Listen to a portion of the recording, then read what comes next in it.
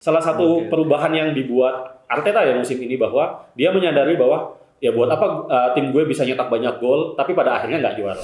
Lawannya winger-wingernya kayak Martinelli, Bukayo Saka. Nah, ini kan butuh winger-winger yang wingback yang press terus. Semesta berpihak pada Arsenal dan untuk skor mungkin saya prediksinya mungkin antara 2-0 atau kalau nggak 3-1 untuk Arsenal.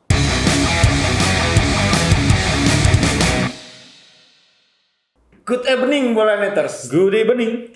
Ahmadiyah lo minum kopi tanpa gula. Jumpa lagi di Bareng Bola. Pada edisi kali ini bersama saya Asad Arifin dan teman saya Serafin Unuspasi. Waduh. Karena main bola itu barengan, kalau sendirian Unai Emery.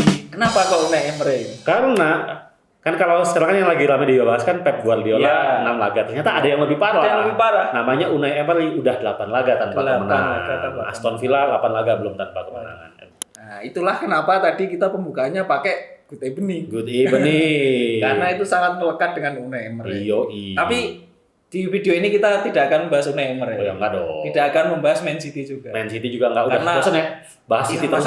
City kalah terus gitu. Ya. Kita membahas dua tim yang performanya lagi bagus dan akan bertemu di pekan ke-14 Premier League. Arsenal menjamu Manchester United. Wah, ini ya Manchester United. Manchester United. Bukan. Beda. Bukan ini. Oke. Nah, jadi gimana ini? Mas Abud, Ya. kita bahas dulu dari performa kedua tim setelah jeda internasional. Oke. MU manajer baru. Ya, betul. Arsenal sebelum jeda internasional performanya lagi turun. Terus betul. sekarang gimana Oke. performa kedua tim? Oke, kita mulai dari tuan rumah dulu ya, Arsenal. Arsenal kita tahu sebelum di sekitar bulan Oktober ya, performanya agak inkonsisten banget, sangat inkonsisten dan itu juga dipengaruhi oleh adanya satu pemain yang menurut saya yang bikin mereka seperti itu, yaitu Martin Odegaard, kapten. Dan kita lihat setelah Martin Odegaard kembali comeback, performa Arsenal jauh lebih stabil. Dan kita lihat dari setelah jeda internasional kemarin 3 laga 3 kemenangan, terakhir menang lawan West Ham 5-2. Iya, cetak 15 gol, 13 gol. Dan ini menunjukkan bahwa ini Arsenal is back. Wah, kalau dulu kan awal-awal kan ini kan Arsenal calon juara terus tiba-tiba agak turun terus sekarang Arsenal is back. Nah, sementara tim tamu seperti yang tadi Mas Asad bahas tadi bersama Ruben Amorim, ini otomatis ini pertandingan keempatnya Amorim ya. Betul. Pertandingan pertama lawan Ipswich Town imbang, terus lawan Bodo Glimt menang, terus kemarin yang terbaru melawan Everton kemarin di Old Trafford menang 4-0. Terlihat menjanjikan. Tetapi nih Mas Asad. Gimana? Ya tadi ya kalau kita urutin ya. Ipswich, Bodo Glimt, Everton. Yeah. Ini bukan tim bukan tim yang kuat yang memang harusnya dalam kondisi normal. Normal ini maksudnya ada atau tanpa Amorim itu bisa dimenangkan. Seharusnya. Nah, ini nanti kita ketemu Arsenal yang notabene ya bisa kita bilang ya ini akan jadi ujian pertamanya Amorim. Ini dia istilahnya menghadapi ya salah satu tim unggulan juara juga ya, kandidat juara juga dengan skuad yang oke juga. Nah, ini akan dilihat nih apakah racikannya Amorim ini udah bisa lah untuk bukan ngatasi ya, mungkin bisa meladeni kali ya, lebih tepatnya meladeni tim papan atas FPL. Sekarang kita masuk agak sedikit soal taktikal ya. Si Arsenal ini kan kita tahu yang kemarin jeda internasional itu kan nggak melepas Saka, lalu Declan Rice juga nggak dilepas, jadi pemain kuncinya itu benar-benar dibikin fit supaya untuk pertandingan yang sekarang, apalagi nanti kan ada Boxing Day kan. Apa istimewanya taktik atau permainan Arsenal musim ini dibanding musim-musim sebelumnya? Kecuali itu ya, ilmu hitamnya ya. Dalam set piece-nya Ya, kalau misalnya dibilang ada perubahan yang signifikan atau tidak, sebenarnya nggak ada perubahan yang signifikan ya, karena juga secara squad mereka juga tidak banyak berubah. Mereka musim ini kan paling ketambahan Timber yang barusan cedera lama, terus Mikel Merino juga. Jadi dia secara squad tidak ada perubahan yang berarti. Cuma memang yang kalau misalnya agak berbeda seperti yang tadi Mas Asad bilang, masalah Black Magic nih. Kalau dulu kan Arsenal kita tahu dia dua musim terakhir kan mainnya cenderung terbuka ya. Iya, cenderung terbuka. Nah, tapi itu juga yang menjadi dalam tanda petik titik lemahnya mereka. Jadi main terbuka tapi juga gampang kebobolan. Nah ini kan seperti kalau ada istilah bahwa attack win the game, but defense win the league. Nah ini mungkin salah satu perubahan yang dibuat Arteta ya musim ini, bahwa dia menyadari bahwa ya buat apa tim gue bisa nyetak banyak gol tapi pada akhirnya nggak juara. Dan ini udah terjadi 2 musim beruntun kan mereka nyaris juara terus tiba-tiba kalahnya kalah tipis. Nah ini yang membuat saya lihat ya dari Arteta lebih bermain pragmatis, bukan sebenarnya nggak pragmatis yang benar-benar yang sangat negatif itu enggak, cuma dia tahu lah maksudnya nggak terlalu ngoyo nyerang, tapi ketika bertahan, ketika ini dia timnya siap. Itu sih yang kalau dari Arsenal ya. Sekarang kalau MU jelas ada banyak perubahan. Ada banyak perubahan sekali di sini karena memang dari Ten Hag ke Amorim. Gimana perubahannya? Yang jelas yang pertama jelas skema ya. Skema berubah. Ten Hag 2,5 musim sama MU itu 4-2-3-1 sampai mati. Iya. 4-2-3-1 sampai mati. Kadang-kadang sempat nyoba 4-3-3 sama sempat 3 back tapi cuma 1-2 laga. Iya. Sementara Ruben Amorim di sini dia udah dari awal datang dia nggak mempertahankan 4-2-3-1, dia langsung main 3-4-2-1. Betul. Dengan pakai 2 playmaker di belakang striker. Jadi role-nya pemain-pemain sayap yang melebar kayak Alejandro Garnacho itu lebih dimainkannya lebih ke tengah, tapi juga pada prakteknya juga bisa main melebar. Jadi ketika prakteknya bisa jadi 3-4-3, tapi posisi defaultnya 3-4-2-1. Berarti gini ya, kalau yang paling menarik itu adalah peran di wingback kanan. Karena ada 2 winger yang digeser jadi wingback. Betul. Yang pertama Amad Diallo, yang kedua ini idola saya nih, El Ghazi Anthony, betul. Gimana? Kan sudah dimainkan dua-duanya. Ya, betul. Si Anthony lawan Bodo Glimt, betul. Apakah sudah bisa fit untuk posisi wingback? Kalau kita lihat secara performa ya kan si Ahmad kan main ketika lawan Ipswich sama Everton. Sementara Anthony di lawan Bodo Glimt kemarin. Kalau secara performa di pertandingan pertama Ahmad masih kelihatan bingung ya, karena memang dia seumur hidup belum pernah dimainin jadi wingback, tiba-tiba main wingback dan itu kelihatan banget pas lawan Ipswich sering keteteran. Dia sering keteteran ketika harus tracking back karena memang bukan posisi aslinya kan, jadi wajar. Sementara Anthony secara performa kalau dia pada saat melawan Bodo Glimt juga kalau dibilang bagus juga enggak, tapi jelek juga enggak. Jadi gimana ya? Atau mungkin lawannya kali ya, yang mungkin tidak terlalu untuk memberi tekanan ke Anthony. Iya. Itu jadi Anthony juga enggak istimewa banget sih yang kemarin lawan Bodo Glimt. Nah, cuma Ahmad nih yang menurutku menarik karena 1 minggu setelah dia melawan Ipswich ada peningkatan yang sangat signifikan di performanya, terutama masalah pressing. Dan kita tahu salah satu inti permainannya Amorim adalah high press. Gol kedua ketiganya lawan Everton kan direbut sama Ahmad. Itu yang menjadi apa ya? Salah satu peningkatan yang paling signifikan dari Ahmad di laga kemarin lawan Everton. Dia pressingnya oke banget. Memang dia defensively masih belum terlalu oke lah. Cuma masih adaptasi. Cuma pressingnya ini oke banget dan ini yang mungkin akan jadi kunci ya mungkin nanti untuk melawan Arsenal, apalagi lawannya winger-wingernya kayak Martinelli, Bukayo Saka. Nah, ini kan butuh winger-winger yang wingback yang press terus.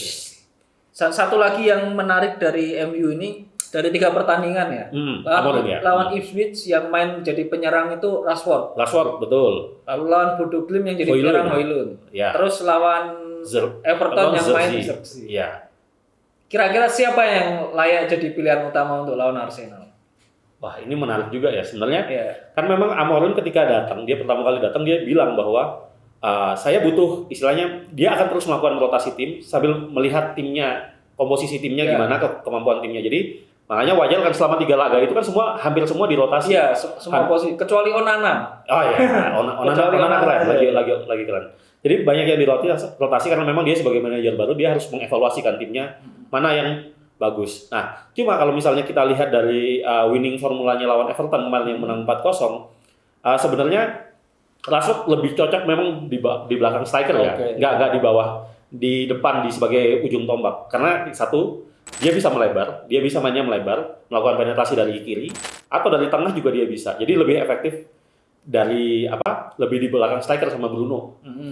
Kalau misalnya besok nanti lawan Arsenal sebenarnya kalau menurutku pribadi butuh striker yang punya kekuatan fisik yang bagus. Karena apa? Arsenal punya 2 bek tengah yang kuat, William Saliba sama Gabriel Magalhaes. Ya, dia begini kemarin selebrasi. Butuh striker yang istilahnya kuat untuk duel fisik. Zirkzee sejauh ini belum menunjuk. Dia sebenarnya menahan bolanya bagus. Ya, dia nahan bolanya bagus. Cuma kalau misalnya untuk duel seperti itu, kalau kita lihat kayak golnya lawan Bodo Glimt, si Højlund kan dia ditahan 2 bisa. Masih bisa bertolak. Jadi kalau misalnya besok lawan Arsenal kayaknya Højlund sih, dan apalagi Højlund diistirahatkan full kan kawan. Dia tidak main sama sekali. Jadi asumsi saya adalah Amorim nyiapin ini biar dia fit nanti lawan Arsenal. Dan kemarin juga kan beberapa pemain kunci kayak Bruno Fernandes ini kan ditarik lebih cepat. Nah, ini kan sebagai persiapan nanti untuk melawan Arsenal besok. Berarti MU tapi ya tidak akan tampil dengan full tim ya. Ada Lisandro sama Kobbie Mainoo yang akumulasi kartu, betul. Sementara di kubu Arsenal ada Ben White yang udah pasti absen karena operasi. Lalu yang diragukan itu Thomas Partey. Thomas Partey sama Mikel Merino juga. Di pertandingan terakhir dia mengalami masalah. Betul. Kira-kira sama Mas Abud mungkin bisa sampaikan gimana sih pertemuan kedua tim sebelumnya dan apa kira-kira yang akan terjadi di pertandingan nanti? Oke. Kita bahas dari rekor pertemuan dulu ya. Rekor pertemuan dari 6 pertemuan terakhir nih, Arsenal lebih dominan. Dari 6 laga, 4 laga dimenangin oleh Arsenal, 2 laga dimenangin oleh MU. Dan pertemuan terakhir musim kemarin Arsenal menang 2-1. Itu 1. Nah, besok ini kan mainnya di Arsenal di kandangnya Emirates. Nah, ini yang agak jadi catatan juga nih. Karena Arsenal 10 laga tidak pernah kalah di Emirates. Dia 8 laga menang, 2 imbang. Kuat banget berarti. Sangat kuat di kandang. Dan masalahnya MU juga tidak pernah menang dalam 6 lawatan terakhir mereka ke kandang Arsenal. 1. Dan yang kedua, 5 laga tandang terakhir MU juga tidak pernah menang. Jadi secara form kedua tim, Arsenal lagi kuat banget di kandang, sementara MU masih ditambah 2 pemain kunci yang absen. Nah, sebenarnya Mainoo ini opsi penggantinya kan banyak ya. Iya. Yang Lisandro ini mungkin yang ya opsinya ada. Tapi gimana? Jadi penggantinya Lisandro Martinez. Kalau misalnya back tengah ini sekarang Amorim karena kemarin ya dia banyak bukan rotasi, eksperimen.